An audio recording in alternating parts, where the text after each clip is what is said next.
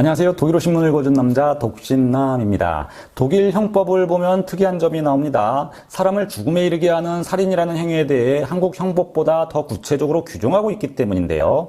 독일 형법은 살인에 대해 독일말로 토슐락과 모트로 구분하고 있는 거죠. 이에 따라 형법 212조 토슐락과 그리고 형법 211조 모트로 나누어 규정하고 있습니다. 즉 사람을 살해한다는 같은 행동이라도 범죄를 이루는 구성요건 자체가 다르다는 것이죠. 형법 212조에서 얘기하는 살인은 단순 살인입니다. 말 그대로 사람을 죽음에 이르게 하는 행동이죠. 그러나 211조 머트는 다른 범죄를 가능하게 하기 위한 살인 또는 재물 탐욕, 살인에 대한 욕구 등 여러 욕망을 충족하기 위해 잔인하거나 계획적인 행동으로 나아가는 것을 말합니다.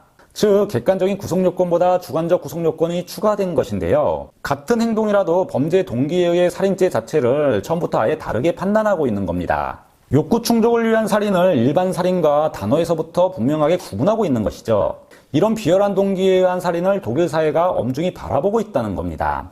그런데 독일 사회가 엄중히 다루고 있는 이 욕구 충족을 위한 살인이 일반적으로 통용되었던 시대가 유럽의 역사의 한 장면이었다고 독일 유럽 주간지 슈피겔이 밝히고 있어 주목을 끌고 있습니다. 매체는 고문과 도살에 대한 즐거움, 중세 사람들은 사디스트, 학대성 음란증을 가진 사람들이었는가라는 제목의 기사를 썼었던 적이 있었습니다.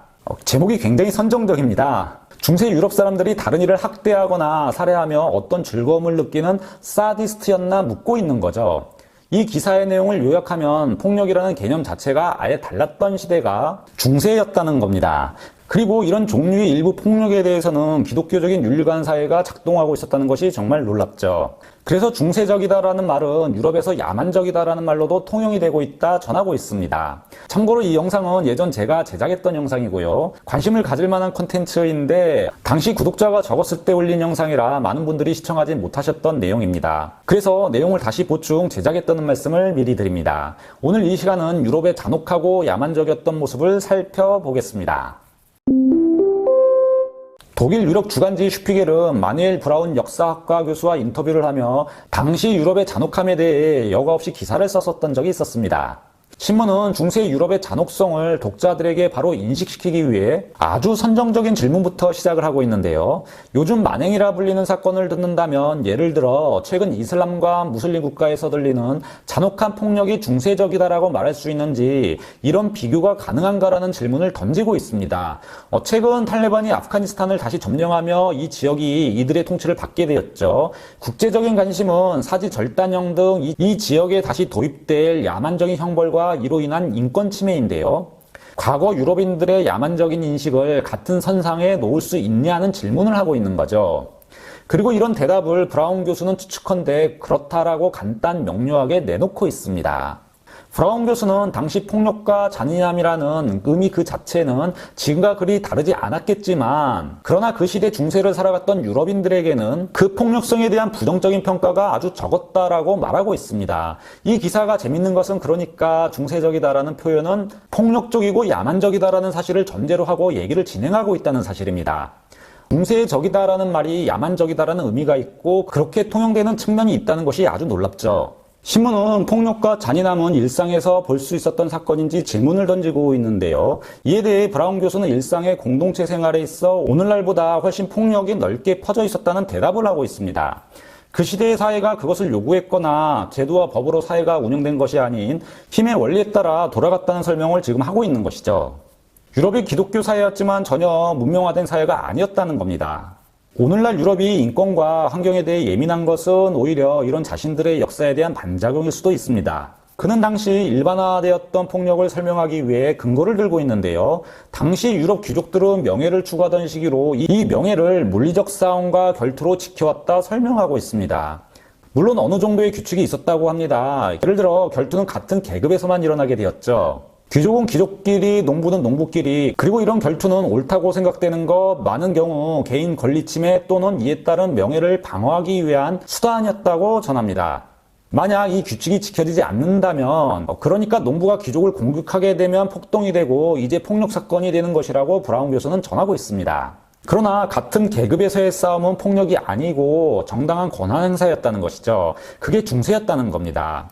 그리고 폭력 행사에 대해 당시 기독교 사회에 기반한 규칙이 그 폭력에 대한 정당성도 부과했던 것으로 보입니다. 예를 들어 가정에서는 나이 많은 사람이 그리고 남자가 여자에게 폭력을 행사하는 것이 당연시되었을 뿐만 아니라 폭력을 요구했던 사회라고도 설명하고 있습니다.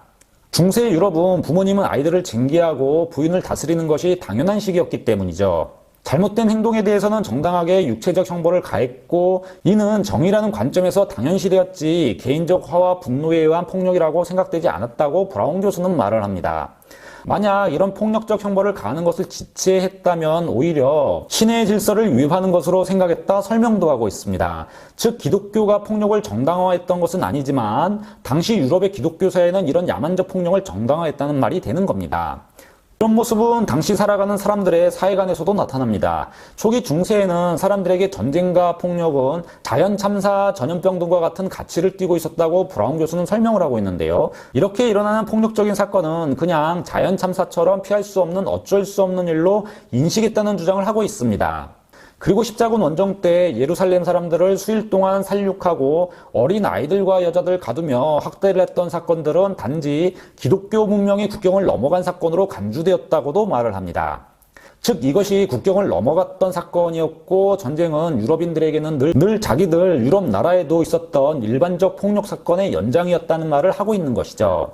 그러니 이교도와 타국가에 대해 행사하는 폭력은 잔인하다 생각하고 있지 않았었다는 겁니다. 그러니까 십자군 원정 그리고 스페인 군대가 일으켰던 아메리카 원주민 학살 등은 어쩌면 다른 나라 다른 민족이어서 그리 잔인했던 것이 아니라 유럽에서도 늘 해왔던 잔혹한 폭력의 그림을 다른 문화권에서도 동일하게 해왔다는 것이죠. 유럽 중세 문화에서 이 야만성은 그냥 당연시되었다는 겁니다. 그러니까 당시 학살에 가담했던 군인들은 폭력의 부정적 가치에 그리 양심적 부담이 없었다는 얘기가 됩니다. 이 말은 유럽은 아시아에게 아주 야만적이었었고 그 당시 야만성이라 인지되지 못할 정도로 폭력적이었다는 것이죠. 그리고 이런 모습 자체가 중세의 유럽의 모습이었다 설명을 하고 있는 겁니다. 이런 중세의 야만성의 원인에 대해 브라운 교수는 당시 중세 유럽은 국가의 공권력에 관해 독점이 없던 시기이기에 스스로가 옳다고 생각하는 것을 특히 권리와 권리로 간주하는 것들에 대해 스스로 직접 지켜와야 했었다 주장하고 있습니다. 이런 사회적 인식은 당시 봉건주의와도 아주 깊은 연관이 있는 것이죠. 예를 들어 상속에 관해서는 분쟁을 해결하기 위해 결투, 즉 폭력으로 해결이 되었다고 말을 하고 있습니다. 그러나 이런 행동으로 누군가의 농부들은 죽임을 당했고 성을 물리적으로 포위했으며 이에 따라 수많은 인명이 희생되었다 말을 하고 있습니다. 즉 오늘날 법원에서 해결됐어야 할 모든 일이 당시 정의라는 이름으로 폭력에 기반해 해결되었던 시대라고 주장하고 있는 것이죠. 결국 중세는 이렇게 공포와 잔인함으로 사회를 이끌어갔던 것 같습니다. 중세는 야만성과 폭력이 항상 존재했던 사회이고 그렇기 때문에 다른 문화권 현지인들에게 행해지는 폭력은 폭력이 아니었던 겁니다. 유럽이 아시아인들에게 야만적이었던 이유는 그들이 야만적인 사회를 구성하고 있었기 때문이었죠. 지금까지 독일어 신문을 읽어준 남자 독신남이었습니다.